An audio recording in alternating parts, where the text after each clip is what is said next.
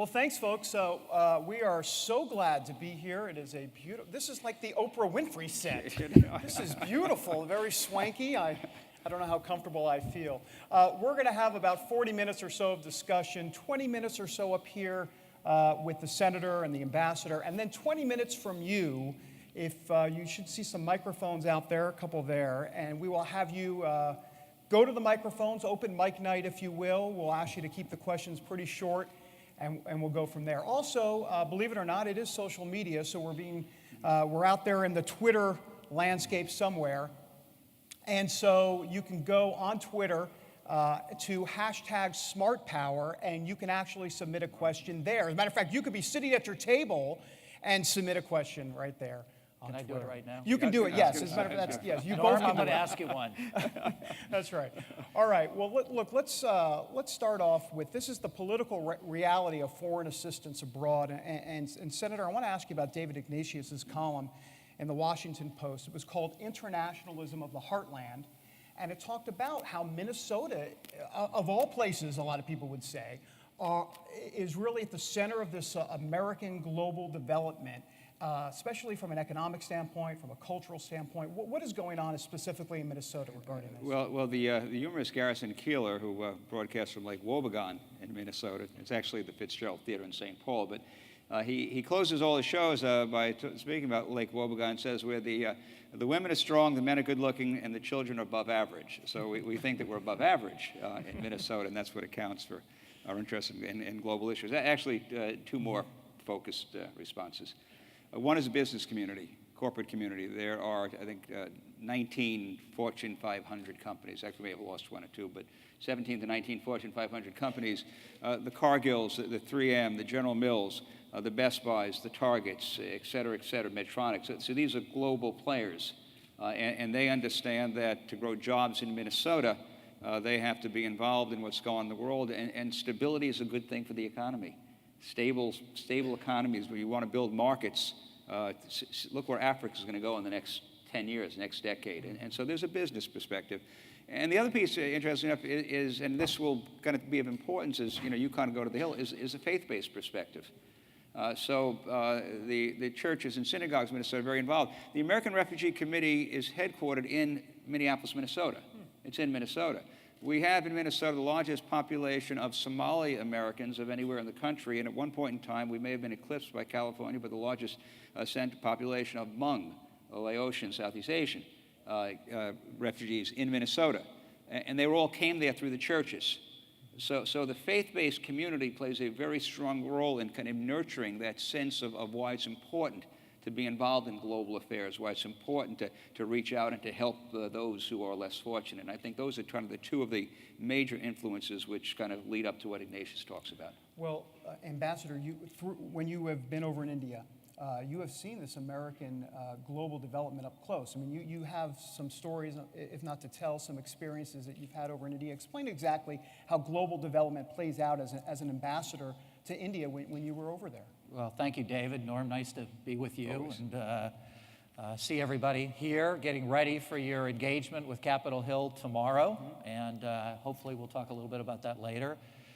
My role as a U.S. ambassador is threefold. One, it is to serve the national security interests of the United States and to work on counterterrorism agreements, intelligence sharing agreements, and trying to find ways to make our country safer, particularly from abroad, so that the terrorists don't come to the United States and attack, much like the mission here that you've been talking about all day. Secondly, it's an economic mission. It's a mission about how do we work with our NGOs, our coalition groups like you, our business community, to advocate for jobs in America and exports overseas. And how do we penetrate into these new markets where companies like McDonald's, where 30 years ago McDonald's may have gotten 80% of their profits in the United States and 20% overseas, now it's flipped. Now McDonald's is making 80% of their profits overseas and 20% here. So engaging in these new markets with emerging middle-class consumers is absolutely essential for the United States of America, especially as we look at this new engagement in the Pacific. and the emerging middle class in places like India and China and the ASEAN countries like Indonesia and Vietnam. And thirdly, David and Norm just talked eloquently about this, it is talking and addressing and showing in action American values, what we stand for as people. Our embassy, the United States people, who I represented when I was over there, our hardworking personnel, my wife and family, we were engaged and volunteering at Mother Teresa's, trying to help the poor and serving food in food lines to show that America really cares about poverty and social justice issues. We worked across religious lines with the Sikh and the Muslim and the Hindu communities on similar programs. And I remember the president instructing me when I left the White House on my first mission abroad. He said, "Tim, how many people live in India?" And I said, "Mr. President, I know that answer. That's 1.2 billion people." He said, "I want you to shake hands with every single one of them." And he laughed, and then he said, "Not really every single one of them, but don't just get to know the rich and the wealthy and the politicians. Go to places to show the American values in villages, cities where an American ambassador's never been, and really show what we are about as a people." Let me ask you both a question. You know, we're in Washington, so we can get a little political, I guess, for a moment or two. The midterm elections are coming up. Typically, a lot of the issues focus on the economy. Obviously, Obamacare will be out there. But foreign policy seems to be creeping up a little bit more now, especially, obviously, with the Ukraine, now with Iraq. Where are we exactly with these midterm elections, and how important will foreign policy, how much of a role will foreign policy play in these midterm elections? And it kind of brings up a whole argument about this isolationism and what we do, especially as it relates to Iraq. If you would have raised that question 3 months ago, I can tell you, because my groups are in the field all the time, I would have said, foreign policy is going to have little impact. The issue is usually jobs, jobs, and jobs, and then it's jobs. That's changed in a number of ways. The situation in Iraq, the situation in Syria kind of festered for a while. Egypt is out there. The world is not a safe place right now. And I think on the minds of many Americans, they're kind of wondering, so what's our role in this? What is America all about? Are we a nation that leads? Do we show our strength? Or how are we going to be impacted by the dysfunction, by the what's going on in Iraq today? And so I'm not sure how it plays out. I'll be very candid, not to be partisan, but presidents who are under 50% in approval ratings in off-year elections lose an average, going back to the 70s, of 44 House seats. 44 is the average. This president is way under 50%. There aren't 44 House seats in play, and so the playing field is in the Senate. Most of that was in part because of a sluggish economy. It was the economy. And now the foreign policy issue has kind of raised its head. I don't think, if you're the president, I don't know if you want to be talking about that. But I think for us, if I want to just kind of get to how because you're going to go up on the Hill. And folks are going to say, you want to talk about U.S. aid, U.S. involvement. Look, we invested all that in Iraq, and where did they get it? I think you got to step folks back a little bit. We invested in years ago in helping the Afghans get rid of the yoke of Russian oppression. Okay? And we supplied arms to some of the folks who eventually became our enemies. But we walked away. We didn't. There was the recommendation of those folks who were involved in giving that aid, say, if you would have put some money into schools, into hospitals, into showing the right side of America, we might not have been in a place where all of a sudden 9/11 then happens. And so I think in spite of there's an uneasiness right now, in spite of a tendency on the part of a lot of people to want to stick their head in the sand, the reality is you can't do that. And military aid is a piece of it. Right now you got to stop the march to Baghdad. There's going to be a military option. But for sustainable long-term impact, it's what the ambassador talked about, American values, what American people are all about. You know, you ask people, just like, don't want to go on. You ask somebody the question of you know, whether you want to give money to folks in Africa, they probably would say no. But then you ask them, do you want to teach African farmers, you know, American skills in terms of milk production and crop production? That's what companies like Land O'Lakes in Minnesota does.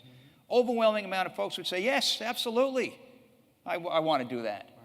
And so how you phrase it, how you articulate it, understand that the military piece is just a piece, and the military folks would say they need our piece. They need smart power in order for it to be really effective. So we're in a unusual moment that you're going to be talking to folks, but never forget that the long-term sustainable, it's about American values that can make this a safer and more secure world. So how do folks in this room go up to Capitol Hill and convince a politician about contributing more or at least doing more from an American standpoint overseas? Because look, there was an NBC Wall Street Journal poll that just came out saying that more than half of Americans want us to step back and not, in essence, basically go it alone, if you will, and not go with countries and let them basically have involvement with those countries. So what do you say to folks like that? Well, first of all, I want to come back to something that Senator Coleman said that really is very frustrating to me. And I wish we were talking more about what precisely he said. There are only 45 House seats in play. Why aren't there 400 House seats in play out of 435? Why don't we have 435 House seats in play? That would make the message that you guys send to members, they're going to listen to you if they think they have to listen, if they're going to have a primary or a general election. I'm a creature of the House. I love the institution and respect it deeply. And we need more democracy in our system. In India, they just came up with this new party called the Aam Aadmi Party, the Common Man Party. And it's all about, their one platform is to clean up corruption and to hold people accountable. Maybe we need a party like that so that we have more competitive elections in the House and the Senate and our governor positions. There's no question we need, reform, and we need better narrative. Now back to your question, David. I think your challenge, and I've tried to think about this the last couple of days since I was invited, your challenge is twofold. One, the American people are tired. They have been through 2 wars. They have fought in Afghanistan with our young men and women and fought in Iraq with our young men and women and seeing people come home. We have 22 suicides per day from our military people. So people's first inclination, especially some of our young college people, there's a new poll out by Hart Research showing that young people by 44 to 33% would favor an isolationist policy over an active foreign policy. So we've got our work cut out for us.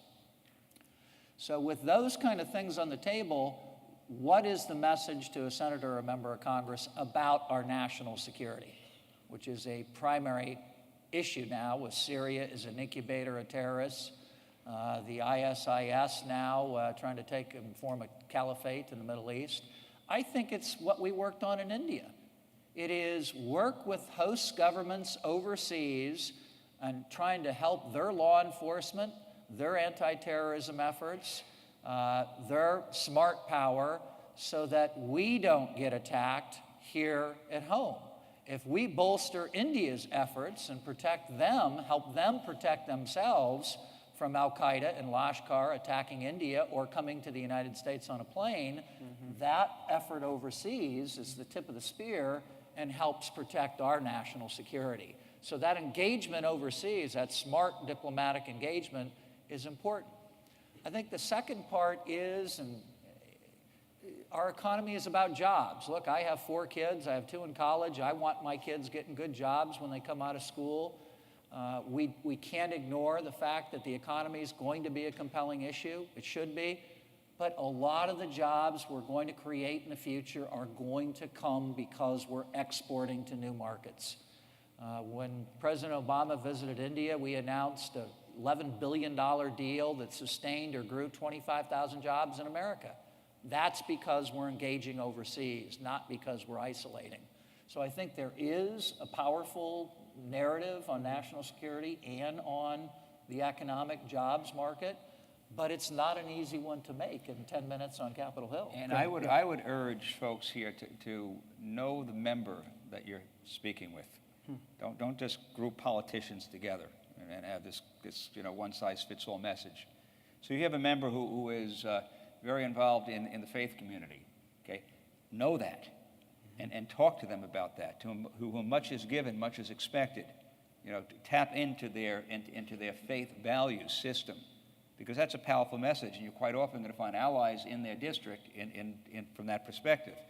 If their issue is, if you're going to go on their website, check it out. If they're talking about jobs, look at some of the companies that are in their district, in their area. And it's interesting because of the revolution in natural gas and energy. America now is going to be able to produce, manufacture, be competitive with anybody anywhere in the world. It's going to become easy to manufacture things here in the U.S. than it is in China. Okay, cheaper because of the energy difference and the transportation difference. And so all of a sudden, we're in a position, if you can develop markets, whatever you got in China, whatever you got in India, look at I keep mentioning Africa. Africa is the future. And if we can kind of make some change there, if we can kind of do those things to foster greater economic security, I mean, look at South Korea. South Korea at one point was a recipient of USA. They're now one of our largest markets.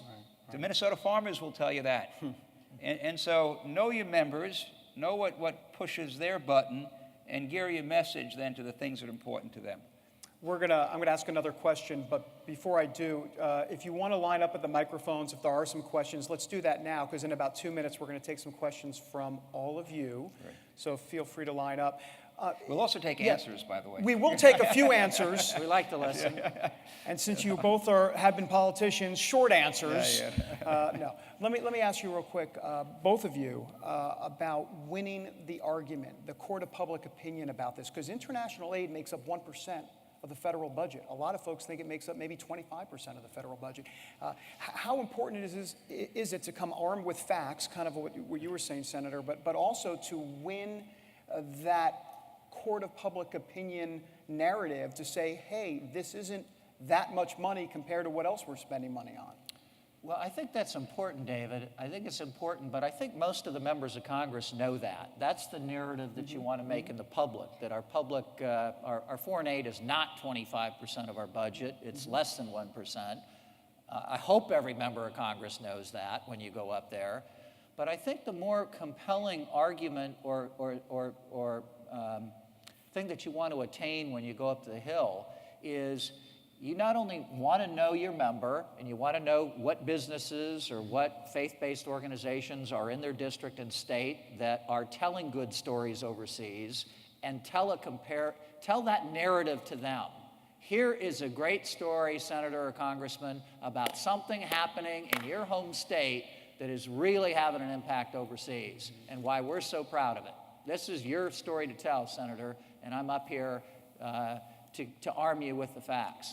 And then I think it's even more important in some ways, Norm, I'd be interested in if you agree with this, is then to ask them, politely but diplomatically, so how are you going to vote on this bill that we have coming up? This is really important to our coalition. We'd like you to vote for us. How are you going to vote on this? And ask them. And then say, I'm going to be in touch with you. I'm going to follow your record. These are, just like jobs, these are some of the most compelling issues for my family. We vote on this, and we will vote for you, or maybe not for you, if depending upon how you come out on this particular issue. Let them know how important this is to you. Personal stories. Yeah, and it's in the end like anything else in sales, until you got to make the ask. So make the ask. You lose sales by not making the ask. But you have to go in there prepped. You have to go in there understanding who you're dealing with. You have to go in there having the facts, because that member is going to have some smart assistant, an LA legislative assistant or legislative aide, and they're going to they'll have the information. You may be talking to them in many instances, but don't be afraid to make the ask. This is really important. We need your support, and not in a confrontative way or anything. We need your support. It's good for America. It's good for the folks in your district. It's the right thing to do, and it will make a difference. And we'd be very, very appreciative. All right, well, let's open it up. Open mic night now. Let's see who steps to the microphone. We'll ask you to state your name, where you're from. We'll give you, just give me about 15, 20 seconds or so for your question the best you can. If not, I might have to just kind of wrap you in the middle. I have a large family. I'm used to doing it, so please. Throw your water bottle. I could, though that would be relatively violent. I could do that, though, and I may. Thank you very much. Good afternoon. This is a question for the ambassador. My name is Thiru Govender. Work for a CPA firm, Elliott Davis in Charlotte. We recently created the Gateway to India, which is a platform for cross-border transactions. The question to you, Ambassador, with the new government, Prime Minister Modi's government in India now, how do you see that progressing the relationship with the U.S.? And I personally think job creation is the answer to a lot of our problems in the world. How do you see him working closer with the U.S. To make those changes? That's a great question. Well, as you know, Mr. Modi was the chief minister or governor of Gujarat for 2 terms. And in those 2 terms, the economy was his overriding issue. And he grew the economy in Gujarat by 10.5% for almost every year he was governor or chief minister. He also is someone who's perceived to be living out the Indian dream, a common man, chaiwala, a tea stall family person. And so he's now acceded to the highest office in India, which is a dream of many Indians to be able to do that in an open democratic system. He's also seen to be a fierce fighter of corruption. The Indian economy is by far the biggest issue to the voters. I don't think they voted for him for religious reasons, or Muslims particularly did not vote for him for religious reasons, even though he's had some issues of human rights in his background. I think the issue right now to India is a compelling one of they have to get above 5% growth and get up to 7 or 8% growth, and they think Mr. Modi is the person. Coincidentally, the United States of America is also very interested in economic growth. So latching up more of these 2 economies and seeing how it is a win-win rather than a zero-sum game for both economies, we get jobs at home, we have a manufacturing renaissance here, as Norm was talking about. We have inexpensive energy, we have great products and great inventions coming out of Silicon Valley. We can manufacture more of that at home and ship it to India. We can help India with infrastructure and energy issues that are core to their rebuilding. That really matches up nicely. So I'm very hopeful and pragmatic that we'll see these 2 countries coming together in the next few months. I know Mr. Modi's going to meet with Mr. Obama in September. And I think Secretary Kerry is doing a strategic dialogue over there this summer. So things could be setting up right for this relationship to get back on track on strategic, on economic, and on values-oriented issues. I'm hopeful. There's still many business issues that we have to overcome with India. As you know, India puts up a lot of hurdles in front of U.S. businesses at times for access and market share. So hopefully Mr. Modi can take some of those barriers down. Very nice. Thank you very much. Very nice. Sir. Yes. I'm Andrew Lubin from Bucks County, Pennsylvania. This is for Senator Coleman. The Trans-Pacific Partnership will take 65% or so of America's exports, none of them going to China. So what do we tell your non-enlightened colleagues in the House and the Senate why the TTP and similar trade bills should be passed? I'm sorry that more of my colleagues are not enlightened, but hopefully they will be. The interesting thing about at TPP, it's, by the way, both the Pacific piece of it, but there's also a Latin American piece. There's a Mexican piece, I think there's a Colombian piece that we sometimes forget about. All this is about, in the end, and it gets back to my comment that America can be competitive on the manufacturing side. America's competitive on the agriculture production side with anybody in the world. And it really is about opening up markets. And so right now we're in a position where we are at a disadvantage because markets are not open to us. TPP offers the opportunity then to open markets, and it really is ultimately a tremendous win-win. Unfortunately, there is a somewhat of a history and I don't want to kind of beat up on the unions or any particular group here, but at times folks have been afraid about trade. And yet, that great sucking sound that was supposed to happen with NAFTA never really happened, that Ross Perot talked about. And if you look now at our trading partners at Canada and Mexico, we're looking at tremendous opportunity in terms of economic growth and trade. And so in the end, it's an education process, so much what we've talked about here. The good news is on things like TPP, the facts are on our side. The opportunity is on our side to kind of really expand. And in the end, by the way, to be competitive with the Chinese, to be competitive with India, and with many of the barriers that you face there. And so I am actually hopeful and optimistic that my colleagues will understand that this is a good thing. We got there with Korea, we got there with Panama, we got there with Colombia, we got there with CAFTA and NAFTA. And in the end, all the negative things that people said that would have followed from that didn't follow. And in fact, greater opportunities followed. And I'll just end on this note, because I keep coming back to energy. If the U.S., Canada, which is all part of Canada and Mexico, can come together on energy, we can compete with anybody in the world. TPP is a little piece, pathway to that, but we can compete with the European Union, we compete with the Russians, compete with the Chinese, compete with the Indians. And so I think our economic future is really tied to these kind of relationships, and I'm hopeful in the end we're going to be successful. Well, I see the line growing, so we'll try to move it relatively quickly up here on stage and over there at the podium. Yes, hello. Thank you. My name is Fatima Yusuf, and I'm from Minnesota. I hope, I know Senator Coleman, and I'm willing to have a senator like him this race in 2014. My question is, what can we be done to make U.S. citizens safer over the sea, a country like Ethiopia?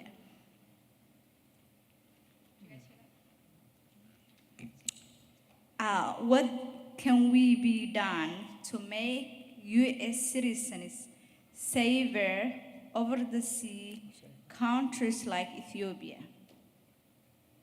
Well, yeah, we heard that. Making citizens over in Ethiopia safer.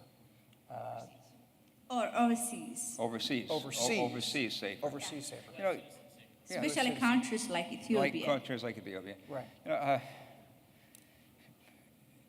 One of the things that we can do to make U.S. citizens safer, make people safer, is kind of tied into what you're all about here.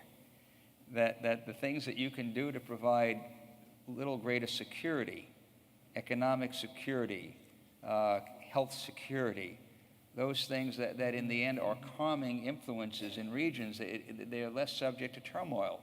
The essence of what the whole U.S. aid agenda is about is to provide greater stability, and with stability comes greater opportunity for safety and security. It's not that there's no magic wand that's waved, but the fact is that if we had greater economic prosperity in many regions of Africa today, the possibility, the incidence of violence or the possibility of that diminishes. And so that's part of your argument to members. Right.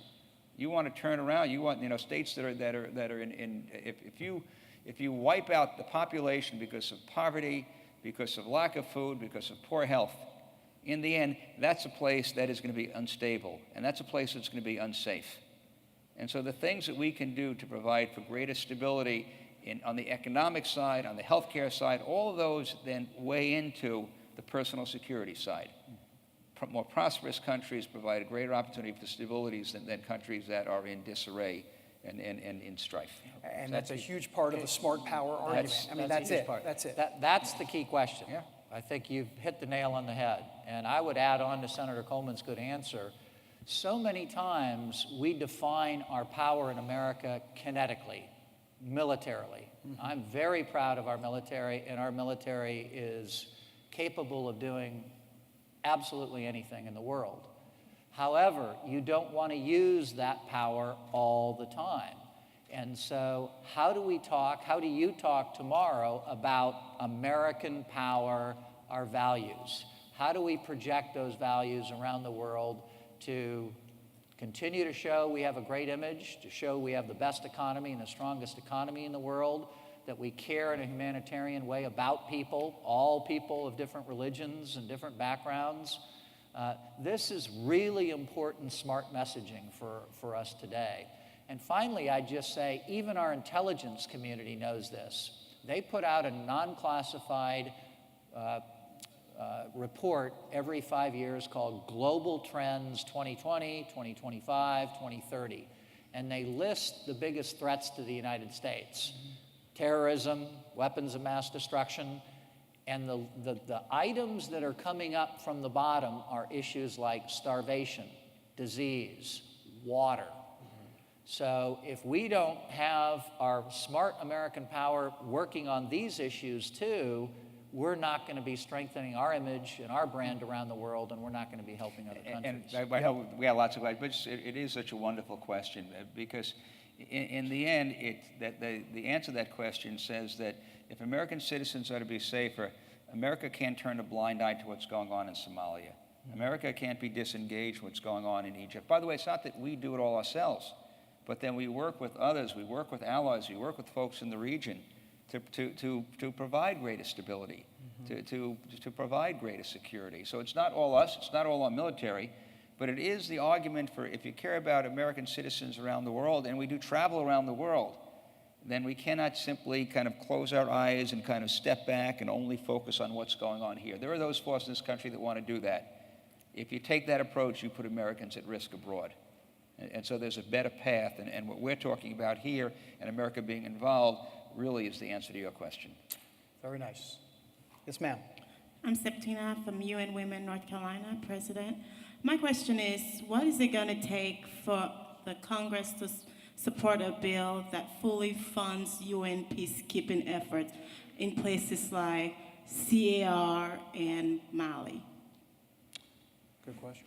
You want to take that Well, first? I'm Right. going to be a little tough on you on that one because when I was in the Senate, I did investigate for oil for food and spent a lot of time looking at corruption in the U.S. and mismanagement. And in part, the answer to that, and I had a long conversation with Ban Ki-moon when he came in to become Secretary General. In part, it is the UN doing more, and I think they've been making some progress to show that there's transparency, to show that these dollars are being spent, to show that these peacekeepers are doing the job of peacekeeping. There were some terrible, terrible instances of peacekeepers doing a lot of damage in some of these countries. And so anytime you're going to invest, you want to make sure that the investment is the right kind of investment. And so I'm a believer that ultimately it's not a matter of the U.S. simply saying, hey, we're going to keep throwing more money at something. I think there's a responsibility on the part of the organization to come back and saying, here are the things that we've done to show that there's transparency, to show that there's accountability, to show that there's a greater degree of safety. And then when you do those things, I think we need to be involved. America cannot be the world's policeman. We need to work. We need a functioning UN. I've always said that. But it's got to be one in which, as I said before, we can do a better job on some of those transparency and accountability issues. All right. Yes, ma'am. Hi, my name is Yvette, and I'm from New York, and I work for Tesla Motors. But my question is for Ambassador Tim. When it comes to the recent decline in the international affairs budget, I want to know how that is impacting our foreign service.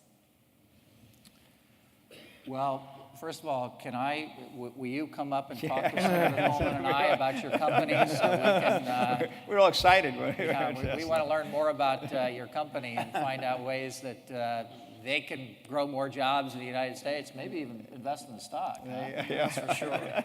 Congratulations. It seems like you got an exciting, innovative company that you're working with. You know, it comes back to the narrative again, is our investments in our people, whether they're in the State Department and our diplomatic missions, are some of the best investments that we possibly can make in a strong American economy and strong American values and strong security for our country. And the more we're positioned overseas with a dynamic and light security force at times, with our special operations rather than boots on the ground all the time, when we're engaged diplomatically in trying to open up markets and provide opportunities for our manufacturing in the Midwest to export into new markets, and commercial officers overseas are helping negotiate those fair and free trade agreements, not selling out on trade, but trying to find ways that we benefit from trade. Those are great investments. And if that aid ends up cutting back on those commercial officers, cutting back on that security, cutting back on some of that intelligence that we're trying to pick up overseas, that directly hurts our efforts to protect American citizens and protect our country. So it's very wise to invest in a reasonable amount of money on these foreign aid or national security dollars, and not be too tight with that budget, but wise. And I would just come back to something that Norm said about the UN. We have all this change going around the world so quickly, and disruptive technologies that are making everybody more and more productive, and businesses relook at themselves to look for efficiencies and productivity. Government and the UN need to look at ways that we can deliver services and dollars more effectively, especially to the poor, especially to those people in need. And when those dollars are not corrupt dollars and they're going directly to poor people to help them, rather than getting siphoned off by paperwork or by a corrupt worker, that's really a great story for us to tell. And I'm going to just jump in. One of the great, I think, changes has been at USAID. For a while, USAID was always a target for members. And Raj has come in and Raj is doing a great job. So instead of sending U.S. food to to Africa, why not figure out some way to do something to promote African farmers? We still want aid, and I don't want to cut off any of my farmers in Minnesota, but the bottom line, there's better ways to deliver aid, and so there's an example of an agency trying to be creative, to say let's do things that are in the interest of the folks in the ground on the region. And I think that change has been received in a bipartisan way, across the board in Congress. So agencies can make change, and they need to if they're going to get funding in this environment. Okay, we have just a few more minutes left, so we're going to try to see if we can quickly move through. Yeah. My name is Carlos Silva from Nevada. We don't hear much about the conflict that's going on in Venezuela. Why don't they receive more assistance from the international community? Either one. I know there's been a movement on the Hill to yeah, try. I chaired the Western Hemisphere Subcommittee for 4 years in the Senate, and I got to spend 2 hours with Hugo Chavez one time, and it was the longest 2 hours of my life. And it's a shame what Chavez and Maduro have done to that country. There is a movement in Venezuela. I don't think it's received enough focus, but I can tell you Marco Rubio is kind of raised the call. There are others. Ed Royce on the House Foreign Affairs Committee. All too often we ignore our neighborhood, and I think that's to our detriment. I'm a great believer in working in partnership with folks in our neighborhood, not just our backyard, but our neighborhood. And it's Mexico, it's Central America, it's Latin America, and Venezuela is one of those places in which it has suffered greatly. There seems to be a spirit in that country of we want some change. We need to figure out a way to work more constructively, and more folks need to shine the light on that. Some members are doing it. I'm hopeful that as time goes on, it will be even more intense. Okay, good. Yes, I think last one. Yes, my name is Michael Tucker, and I'm a veteran. And I'm curious about what's being done to allow veterans with these enormous amounts of talents outside of this organization to bring those talents to the world. What programs and opportunities exist for veterans in this space these days? That's a good question. That's a great question. Let me try to answer it for a moment, and then Senator Coleman can jump in too. When I was in Congress, we worked on, and this was just as the Afghanistan war was getting going. Did you serve in Afghanistan or Iraq, or where were you serving? I was in South Korea during that time. South Korea. So thank you for your service to our country. When I was in Congress during the beginning of the Afghan war, we were trying to come up with creative legislation to help our troops as they came back home transition back into commercial and to civilian life. And there certainly were VA proposals that we worked on, jobs, access to new jobs, transition and subsidy payments to get into the new jobs, training programs that would allow veterans to get into community colleges and colleges to get back up to speed, to work right back into a work environment. I worked on a bill on the Education Committee called Troops to Teachers, which would come up with an alternative certification procedure that those troops that came back with great skills that wanted to teach and could express those skills and pass different kind of tests to transition to teachers could do that at the state and the local level. We found a lot of interest in that and a lot of great teachers from the military community. So I think we have to be inventive. I think we've got to be creative, and we certainly have to be extremely supportive for our veterans coming back home. Yeah, I think more specifically what I was talking about is in the international development space. I mean, those are all wonderful programs, but specifically in that space.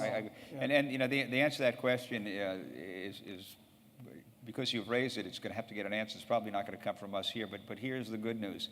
You know, the USGLC is a element of it. One of the foundations is the military leaders. And so they're at the table.